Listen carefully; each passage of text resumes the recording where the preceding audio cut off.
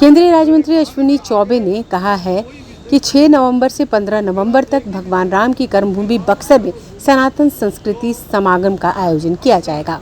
इस कार्यक्रम में यूपी, महाराष्ट्र, एमपी, गोवा, सिक्किम, मणिपुर, असम, उत्तराखंड, हरियाणा के मुख्यमंत्री शामिल होंगे। बिहार के मुख्यमंत्री नीतीश कुमार को भी निमंत्रण दिया गया है।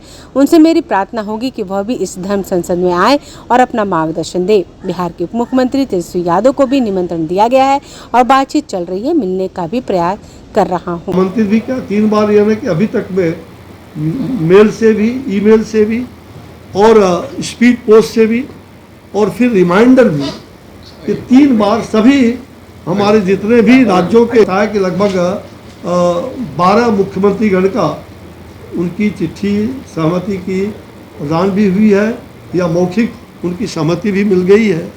अभी बिहार के माननीय मुख्यमंत्री से भी आग्रह किया है। मैंने स्वयं भी दूरभाष से बात करने का प्रयास किया है। मैं आजकल में फिर बात कर रहा हूँ और मैं चाहूँगा कि देश के इतने सारे संत महात्मा और विद्वान ऐसे मुख्य अतिथि के रूप में वो भी हमारे इस कार्यक्रम का मार्गदर्शन करें तो बहुत प्रसन्नता होगी। ये सब लोगों की इच्छा है। तो जब देश के विभिन्न राज्यों से आ रहे हैं तो बिहार क्यों पीछे रहेगा। उप मुख्यमंत्री जी से भी बात हुई है? नहीं, उप मुख्यमंत्री को निमंत्रण गया है, बात हमारी नहीं हुई है।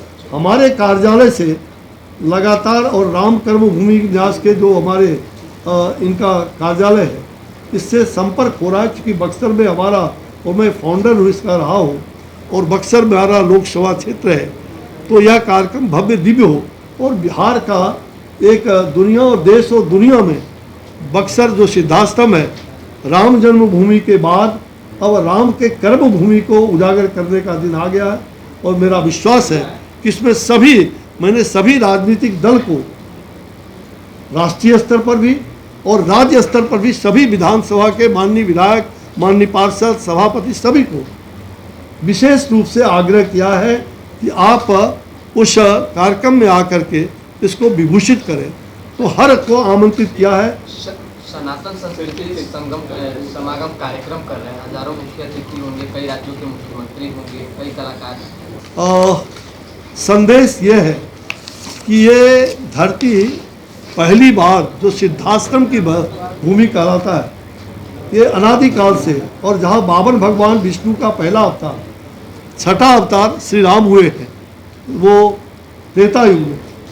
तो ये धरती बहुत ही पवित्र है अनादिकाल से। लेकिन इसका जिस प्रकार से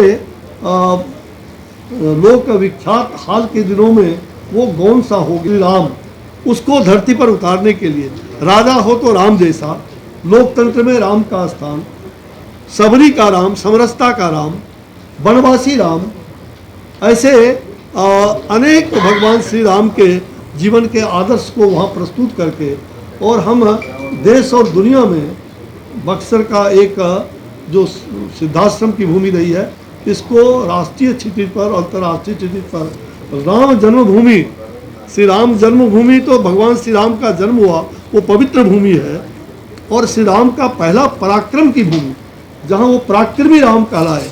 आप देख रहे हैं ये चित्र। और साथ ही जो आगे का आपने मॉडल कहा तो ये मॉडल विकसित किया जाएगा। अगर आपने अभी तक हमारे चैनल को सब्सक्राइब नहीं किया है तो हमारे चैनल को जल्द से जल्द सब्सक्राइब करें, लाइक करें, शेयर करें और कमेंट करें।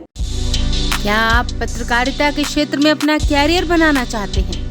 तो आज ही royal Ashoka institute of mass communication and journalism में अपनी जगह सुनिश्चित करें। आर्यभट्ट ज्ञान विश्वविद्यालय पटना से मान्यता प्राप्त 100% प्लेसमेंट के साथ royal Ashoka institute of mass communication and journalism नामांकन जारी है।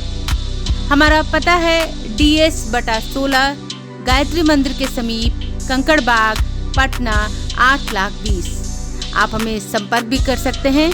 हमारा मोबाइल नंबर है 9955456126।